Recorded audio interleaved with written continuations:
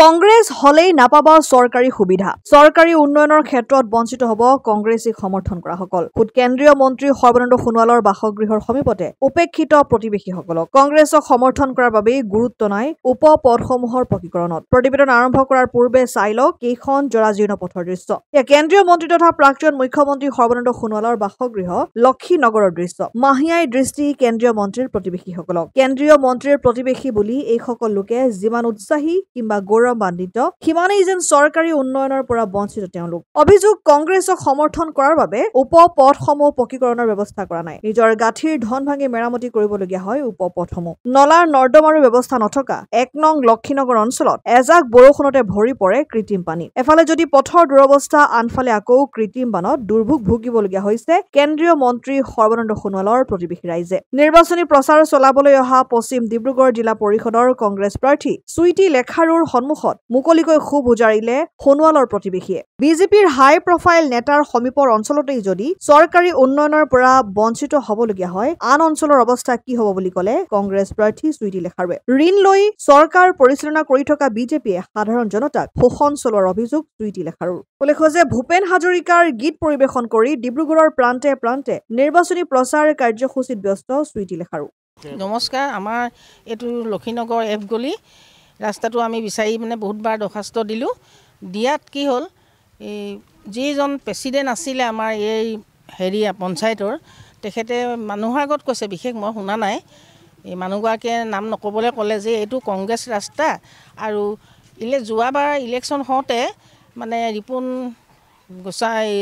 ৰিপুণ দাহঁত আহিলে আৰু মনোজ ধানুৱাহঁত আহিলে এই আমাৰ চোতালতে ডাঙৰ মিটিং এখন কৰিলে আমাৰ দেৱেশত আছে সেইটো লৈ এই ৰাস্তাটো গোটেই কংগ্ৰেছৰ মানুহ আছে যে আমি ৰাস্তাটো নধৰোঁ বুলি ক'লে এতিয়া এই মুহূৰ্তত এতিয়া গম পাইছোঁ যে পেকেটিঙত আছিলে ৰাস্তাটো ওলাইছে কিন্তু আমি প্ৰত্যেকে পইচা তুলি তুলি আমি ৰাস্তাটো বনাইছোঁ তথাপিও এতিয়াও বোকা পানী ভৰি পানীয়ে খালে আমাৰ উপায় নাই বাৰিষা পানী হয় তো উপায় নাই ইয়াকে কৈ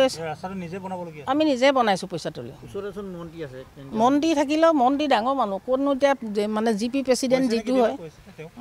তেখেতকো আমি কোৱা নাই অৱশ্যে আমি প্ৰশান্ত ছাৰৰ ওচৰলৈ গৈছিলোঁ তেখেতক কেইবাবাৰ দেখুৱাইছিলোঁ সেইটো কাৰণে এতিয়া আমি নিজে পইচা তুলি তুলি কৰিছোঁ নহ'লে মানুহৰ মেখেলা দাঙিব লাগে বাইদেউ কি ক'ম আৰু হ'ব দিয়ক ইয়াকে কৈ সামৰণি মাৰিছোঁ ৰাস্তা দেখিছে আপোনালোকে এই অৱস্থা বাৰিষা হ'লতো ইয়াত 1 ফুট 1.5 ফুট পানী হয় অহা যোৱা গোটেই ৰাইজৰ আমাৰ বহুত প্ৰব্লেম তাক আমি আমাৰ বিধায়ক ফকন ছাৰক কোৱা হ'ল কথাটো তেখেতে ক'লে যে এনেকৈ হ'ল অৰ্ডাৰটো দিয়া হৈ গৈছিলে কিন্তু সেই অৰ্ডাৰটো কেঞ্চেল কৰি বেলেগ এজন কণ্ট্ৰেক্টৰ কামটো আমি দিম তেতিয়াহ'লে ৰাস্তাটো কমপ্লিট হ'ব মোৰ যে কেতিয়ালৈকে হ'ব বাৰিষা যদি ভিতৰত আগতে যদি ৰাস্তাটো নহয় আমাৰ গাড়ী চাড়ী সোমোৱা বহুত প্ৰব্লেম আপুনি কি কৰে কি নকৰে আপুনি কৈছে নাই হ'ব কামটো হ'ব চিন্তা কৰিব নালাগে কেন্দ্ৰীয় মন্ত্ৰীকো আমি জনোৱা আমাৰ গোটেই লক্ষ্মীনগৰ ৰাইজে আমি জনোৱা হ'ল তেখেতেও একশ্যন কিবা ল'ম বুলি কৈ আছে এতিয়া কেতিয়ালৈ কি হয় তেওঁলোকে জানে আমাৰতো প্ৰব্লেমটো দেখি নাই বহুত বুলি আমাৰ এটা এয়াৰলাইনৰ পৰা লৈ কিনে এয়াৰলাইনলৈকে ৰাস্তা একেই অৱস্থা তেওঁ এতিয়া সুবিধাটো এইবিলাক অৰ্ডাৰটো তেওঁলোকেই কৰা সুবিধা বাৰু অলপ চলপ পাইছোঁ নোপোৱা নহয় কিন্তু কথা হ'ল কি সুবিধা পালেই অকল নহয় কাৰণ সুবিধা দিছোঁ বুলি ক'লে নহ'বতো কাৰণ সুবিধাটো আমি পাব লাগিব ৰাইজে যিমানটো পাব লাগে সিমানটোতো কেতিয়াও সম্ভৱ নহয় নাপায়েই ফ্লেগ হ'ল মিটিং হ'ল ৰাস্তা এতিয়ালৈকে কোনো খবৰ নাই কেতিয়া হয় তেওঁলোকে জানে কিন্তু আমাৰ প্ৰব্লেমবিলাক বুজি পালে আমি তেওঁলোকক বুজি পাবলৈ চেষ্টা কৰিম নহয় জানো হয় নমস্কাৰ মই অধিবক্তা সুইটি লেখাৰু মই এইবাৰ নিৰ্বাচনৰ এগৰাকী প্ৰাৰ্থী পঞ্চায়ত নিৰ্বাচন যিহেতু আগন্তুক 2 মে' তাৰিখে অনুষ্ঠিত হ'ব আৰু তাৰে মই এগৰাকী প্ৰাৰ্থী মই জিলা পৰিষদৰ পৰা এইবাৰ সদস্যৰ কাৰণে মই কৰিছোঁ প্ৰাৰ্থিত্ব আগবঢ়াইছোঁ আৰু ডিব্ৰুগড় পশ্চিম সমষ্টিৰ পৰা মই এইবাৰ প্ৰাৰ্থিত্ব আগবঢ়াইছোঁ মই ইয়াতকৈ আগতে মই বৰ্তমান অধিবক্তা হিচাপে কৰ্মৰত আৰু ইয়াতকৈ আগতে মই স্কুলৰ এগৰাকী শিক্ষয়িত্ৰী আছিলোঁ আৰু ডিব্ৰুগড় ছেইণ্ট জেভিয়াৰ স্কুলতে মই শিক্ষকতা কৰিছিলোঁ তাতকৈ আগতেও মই বিবেকানন্দ স্কুলতো কেইদিনমান শিক্ষকতা কৰিছিলোঁ গতিকে মই এইবাৰ ৰাজনীতি পথাৰলৈ আহিলোঁ মই ডিব্ৰুগড় বাৰ এছ'চিয়েশ্যনৰ এগৰাকী ইলেক্টেড এগৰাকী এক্সিকিউটিভ মেম্বাৰ হয় আৰু মই বৰ্তমান গুৱাহাটী হাইকোৰ্টতো মই এগৰাকী তাৰ বাৰৰ এগৰাকী মেম্বাৰ তাতো মাজে সময়ে গৈ থকা হয় কামৰ সংক্ৰান্তত বৰ্তমান মই কেন্দ্ৰীয় মন্ত্ৰীগৰাকীৰ মই অঞ্চলতে আছোঁ লক্ষীনগৰ বুলি কয় মই এই অঞ্চলতে বৰ্তমান মই নিৰ্বাচনী যেটো কেম্পেইন বুলি কয় হেতু চলাই আছো মই দেখিছো ডেভেলপমেন্টৰ যেটো সংজ্ঞা আমি সাধাৰণতে কিতাপে পত্ৰই বা মিডিয়া যেটো পাও হেতু কিন্তু বৰ্তমান পৰিস্থিতিত বাস্তৱ পৰিস্থিতিৰ লগত অকমান পিছ পৰি থকা দেখিবলৈ পোৱা গৈছে আৰু ৰাস্তা পদূলি বা অন্যান্য কিছুমান সুবিধা জনসাধাৰণে জনাইছে আমাক তেওঁলোকে যথেষ্ট মানে আশা কৰিছিল কিন্তু আশা কৰা মতে তেওঁলোকে বহুতখিনি আঁচনি পাবলৈ সক্ষম হোৱা নাই গতিকে মই ভাবো যে আমি নিৰ্বাচনী প্ৰক্ৰিয়াত যদি আমি কেনেবাকৈ সহাৰি পাওঁ তেতিয়া নিশ্চয় আমি আগলৈ কিবা এটা আমি বৰঙনি আগবঢ়াব পাৰিম যাতে আমাৰ বৰ্তমান ৰাইজৰ যেটো দুৰৱস্থা মূল্য বৃদ্ধিৰ নামত যেটো অৱস্থা চলি আছে অৰ্থ সংকটত ভুগি আছে সকলোৱে গোটেই অসম এতিয়া ধাৰৰ কবলত পৰিছে আমাৰ বহুত ধাৰ অসম গভৰ্ণমেণ্টৰ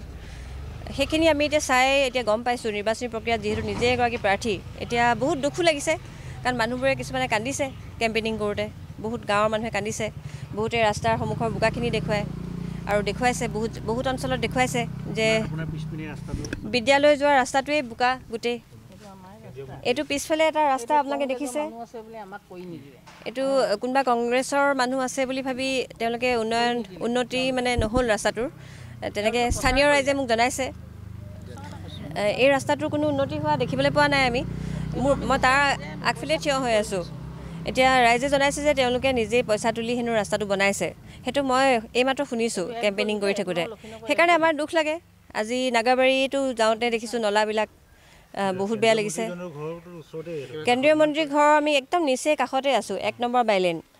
ইয়াতে এতিয়া ডেভেলপমেন্টবোৰ যথেষ্টখিনি বাকি আছে আৰু হেকাৰণে অলপ ভাবিছো যে যদি ৰাইজে যদি ভাবে যে কিবা এটা আমি হাল হলনি কৰিব বিচাৰো তেন্তে আমিও হেকাৰণে মনস্থ কৰি আমি উলাই আহিলো অসমাদিত্য ডিব্ৰুগড়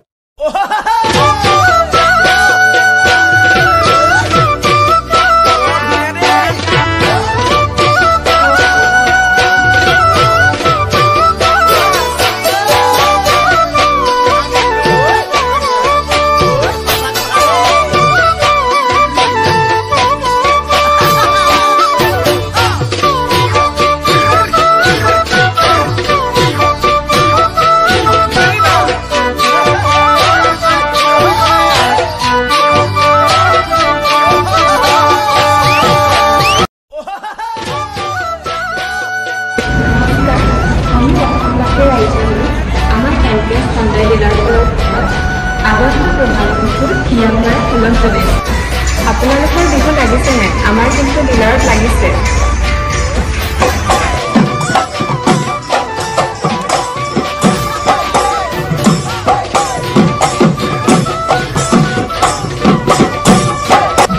আৰু ডিসকাউন্ট মই কৈ আছো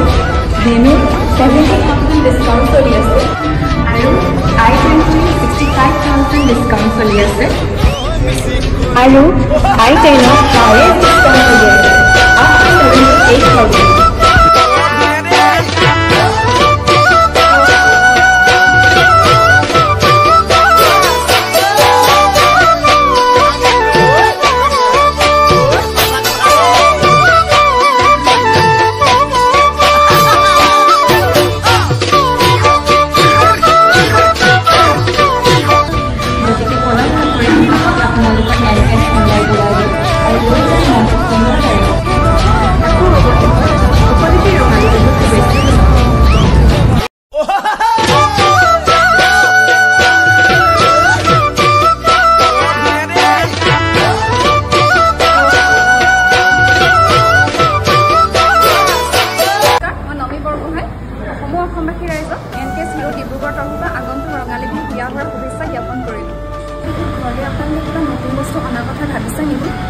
তেতিয়াহ'লে আপোনালোকে আহক এনকেএছ ডিব্ৰুগড়লৈ আৰু আপোনালোকৰ মনপচন্দৰ দুচকীয়া বাহনখন ইয়াৰ পৰা লৈ যাওক